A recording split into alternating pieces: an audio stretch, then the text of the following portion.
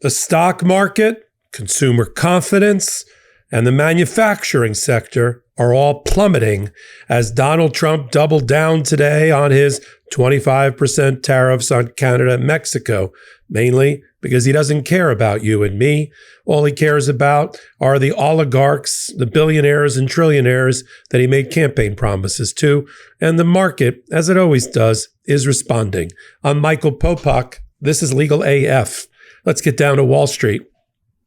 Here's a great split screen I'll put up right now as Donald Trump was announcing that he is going forward with the tariffs that he had once delayed, mainly because somebody came to their senses and decided that maybe trashing the 40% trading block was not such a great idea. Nope, Donald Trump took to the podium today, and I love that Fox Business reporting on the statements by Donald Trump in preparation for tomorrow's address to Congress, ran the stock ticker underneath, showing the crash in real time as Donald Trump spoke. Let's roll the clip. I'm a huge fan of Ronald Reagan, but he was bad on trade, very bad on trade. He allowed a lot of people, a lot of businesses to be taken. So I say that with due respect because he was so great on other things, but he was bad on trade. We are setting records right now, records like nobody has ever seen before. When you have companies like this coming in and almost 40% of their company in one signature is going to be devoted to what he does, which is one of the most important businesses in the world. That's an unbelievable thing. When Apple now is going to start building all of their plants here. Right. So let's talk about what's happened. February is generally in history not great for stocks. You come out of January, it's repositioning. There's a lot of sell-off to get profit. There's repositioning of portfolios. January and February, not so great. March, historically a great month, a bullish month, but not under Trump. This is the reason Donald Trump doesn't brag about the stock market, because the stock market, which is one indicia of economic health, has been collapsing ever since January the 20th. We just had a horrendous, not just March, and March just started by my watch. We had a tremendously bad Monday. The Dow Jones Industrial Average, right at the time of the announcement of the trade war commencing, dropped by almost 3%. NASDAQ 2%. All the other indicia over 2%. Like that, vanished. That is the way that the stock market traders and brokers and investment advisors tell the rest of the world and Donald Trump they have no confidence in his abilities to be a steward of our economy.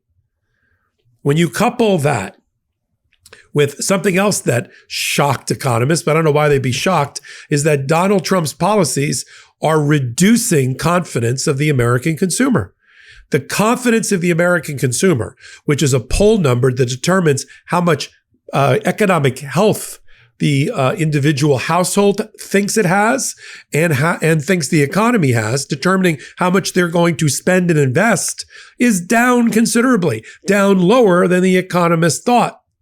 Right. When you talk about trade wars, when you talk about firing hundreds of thousands of federal employees who all have a paycheck and are consumers, when you cut off billions, if not trillions of dollars of aid around the world and domestically, for which there's a paycheck and an American worker behind every one of it, and you do that all at the same time, the confidence level of American consumers may drop considerably and precipitously, and that's what's happened. And that goes into the feelings about the stock market. Then you had the Institute of Supply Management, which gives at least to the average person, a little red survey, but very important to the business community. And it showed that U.S. manufacturing capacity is dropping. Why? Because manufacturers of U.S. products are anticipating a price increase and possible stagflation, inflation, and a stagnant economy, and they're preparing in advance. See, companies prepare in advance when they get the sense that the economy led by Donald Trump is going off the cliff.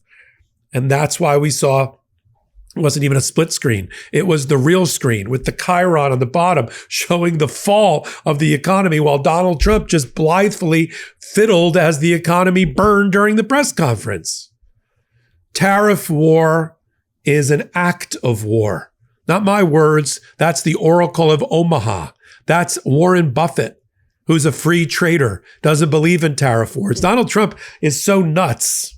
And those around him, some of which surprisingly worked on Wall Street and ran Wall Street companies.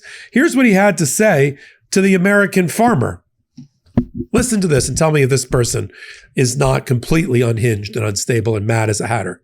To the great farmers of the United States, Donald Trump wrote, get ready to start making a lot of agricultural product to be sold inside of the United States. Tariffs will go on external products on April 2nd. Have fun. Okay, let's unpack that for a minute. I'm going to say this one more time. We cannot consume as an American people enough products to keep our GDP afloat, right? In order to make money, in order to grow our economy, we have to look outside the borders of the United States. That's where the global economy comes in. We can't consume enough farmer products, whatever that's supposed to mean. You mean food? Based on the limited paychecks we have, the high inflation, and the limited population we have in the country. I know it's all about America first, but what is it like? Let's become obese again. Let's make America obese again. Everybody eat 20% more. Everybody feed their dog 20% more. What do you mean? Be ready to consume, make products for Americans to consume. We need outlets. We need foreign markets to absorb the excess. And that's how our companies make money. Does Donald Trump not know how companies make money? Is that the problem? Shocking. This concept that if we go America first, that all the other countries will not follow suit and say France first, Italy first, Germany first, or more importantly, that he is uniting the countries, not our country. Donald Trump is uniting the countries against us. France, Italy, Germany, with their emergency economic meetings and other meetings to support and do the moral and political leadership necessary for Ukraine and Zelensky to step into the vacuum by the vacating American power. Donald Trump's busy bending over backwards to make nice with his Russian lover, Putin. Let's stop our cybersecurity missions and attacks by our intelligence agency against the Russians. That is the major Russian advantage, is they outnumber us in cyber attacks against us. And now Donald Trump's decided we don't need any more cyber attacks. We want to make nice and kissy kiss and kissy face with Putin. Really? How's that going for you? All it's doing is uniting the world who thinks our leader is as mad as a hatter and doesn't want to follow him. And we're like, we're going to have to make our own way. We have to make our own way on the economy, on monetary policy, on fiscal policy.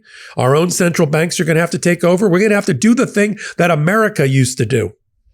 And who does that disadvantage? The American consumer who sees what's going on and after only 35 days doesn't like what they see.